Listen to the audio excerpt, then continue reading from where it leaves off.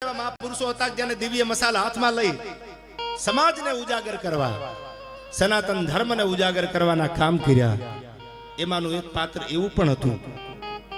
તમે મધ્યપ્રદેશમાં એમપી જાઓ એટલે ઇન્દોર આવે. ઇન્દોરમાં એક પછી એક મહારાજા તમે લઈ લો. યશવંતરાય હોલકર થી માંડી એક પછી એક લઈ લો. એમાં એક પાત્ર એવું છે કે જેને સનાતન ધર્મના એક એક મંદિરને ખંડિત થયેલાના જીર્ણોદ્ધાર કર્યા, એક એક નદીઓના ઘાટ બાંધ્યા, જીર્ણોદ્ધાર કર્યા. આજ પણ એના શિલાલેખ છે, જો વાંચ્યો હોય તો વાંચી લીજો. એ કોણ હતું? એનું નામ હતું અહલ્યાબાઈ હોલકર. કોકદી ઇન્દોરમાં જાઓ તમે ઇતિહાસ વાંચો. 1725 જન્મેલી આ દીકરી દુનિયામાં નહીં વર્લ્ડમાં જેને ડંકા મારી દીધા. અહલ્યાબાઈ હોલકર સનાતન ધર્મને પ્રેમ કરે છે અને નક્કી કર્યું જ્યાં જ્યાં મુગલોએ સલ્તનતોએ જ્યાં જ્યાં મંદિર ખંડિત કર્યા છે એના હું જીર્ણોદ્ધાર કરીશ. બધાએ મંદિરના જીર્ણોદ્ધાર કર્યા, પણ સૌથી જાજા મંદિરના જીર્ણોદ્ધાર કર્યા હોય તો અહલ્યાબાઈ હોલકર હતા. એને ઘણા બધા ઘાટ બાંધ્યા, ઘણા બધા મંદિરના જેને જીર્ણોદ્ધાર કર્યા, સનાતન ધર્મને જીવતા રાખવા માટેના જેને પૂરા પ્રયત્ન કર્યા. ભીમાબાઈ એ હોલકર, યશવંતરાય હોલકરના દીકરી, જેને 2600ના સૈન્ય સાથે અંગ્રેજોની હુકુમત સામે લડાઈ કરી.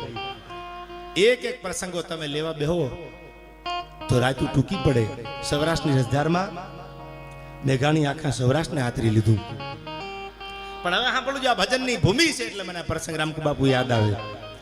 ધાંગધ્રાની જેલમાં નોકરી કરવા વાળો માણસ પોલીસ પલટનમાં નોકરી કરે, પણ ભજનનો જીવ લાગી ગયેલો.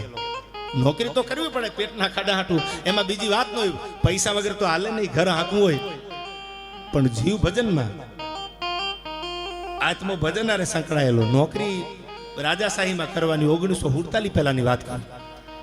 આજ પણ ધાંગધ્રાની જેલની દિવાલો હજી ઉભી છે. કોક દીક જોયો હોય તો જોઈ લીજો. ભારત આઝાદ નથી થયો, લોકશાહીના સૂર્યનો ઉદય નથી થયો, રાજાશાહી હતી.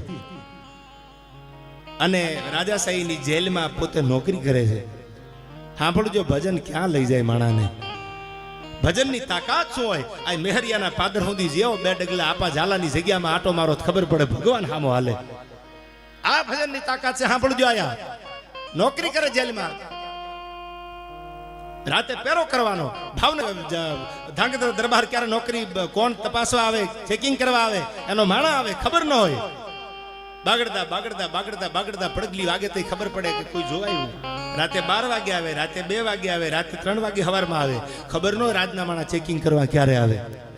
એમાં એક દી ભજનનો માણા કોકનું ભજનનું વાયક આવ્યું કે ભગત અમારે ઘરે ભજન છે, તમે આવશો? એટલે ભગતે આ તો